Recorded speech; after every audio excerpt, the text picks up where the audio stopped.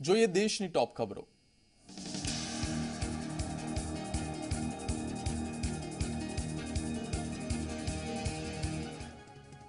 1971ના જંગના શહીદોને આજે 50 વર્ષ પૂર્ણ થતા પ્રધાનમંત્રી મોદીએ શહીદોને આપી શ્રદ્ધાંજલિ। દિલ્હીના વોર મેમોરિયલ પર પ્રધાનમંત્રી મોદીએ શહીદોને શ્રદ્ધાંજલિ આપી। આજના દિવસે ભારતે પાકિસ્તાન સામે યુદ્ધ જીત્યું હતું। પ્રધાનમંત્રી મોદી સાથે રક્ષામંત્રી રાજનાથસિંહ સહિત ત્રણેય સેનાના પ્રમુખ અને સીડીએસ બિપિન રાવત હાજર રહ્યા। 1971માં આજના દિવસે બાંગ્લાદેશને પાકિસ્તાનથી આઝાદી મેળવવામાં ભારતે મદદ કરી હતી। પાકિસ્તાન સામે ભારતની જીત બાદ દર વર્ષે 16 ડિસેમ્બરને વિજય દિવસ તરીકે મનાવાય છે।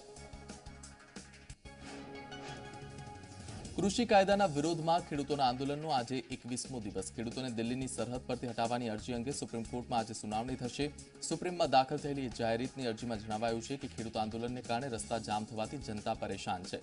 પ્રદર્શનના સ્થળે સોશિયલ ડિસ્ટન્સનું પાલન ન થવાના કારણે કોરોનાનું જોખમ પણ વધી રહ્યું છે।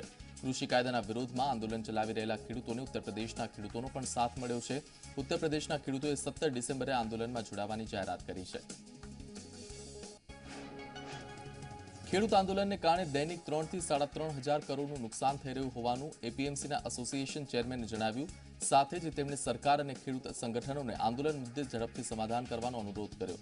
મહત્વનું છે, પંજાબ, હરિયાણા, હિમાચલ પ્રદેશ અને જમ્મુ કાશ્મીરમાં સંયુક્ત અર્થતંત્ર 18 લાખ કરોડનું ખેડૂતોના આંદોલનની સીધી અસર શાકભાજી પર પણ પડે છે, જેથી સામાન્ય વ્યક્તિ પર તેનો માર પડી શકે।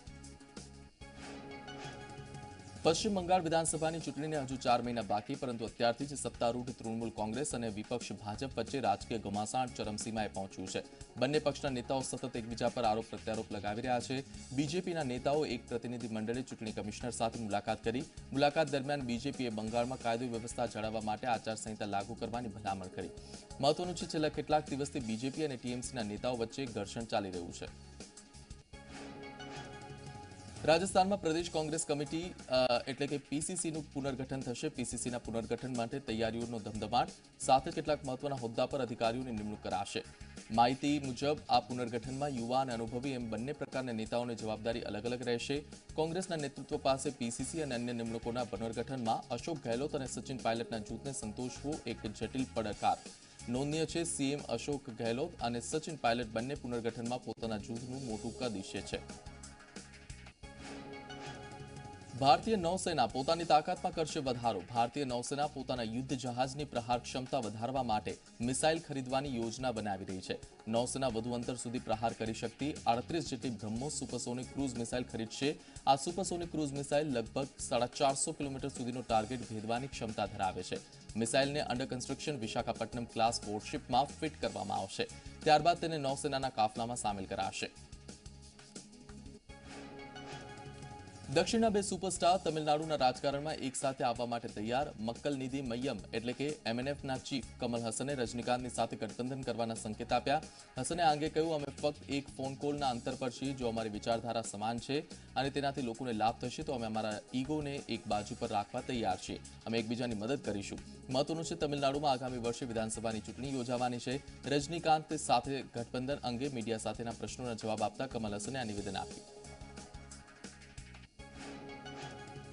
ભાજપ સાંસદ અને અભિનેતા સની દેઓલને ગૃહ મંત્રાલય વાય કેટેગરીની સુરક્ષા આપી। પંજાબમાં ચાલી રહેલા કૃષિ કાયદાના વિરોધ વચ્ચે સની દેઓલની સુરક્ષામાં વધારો કરાયો।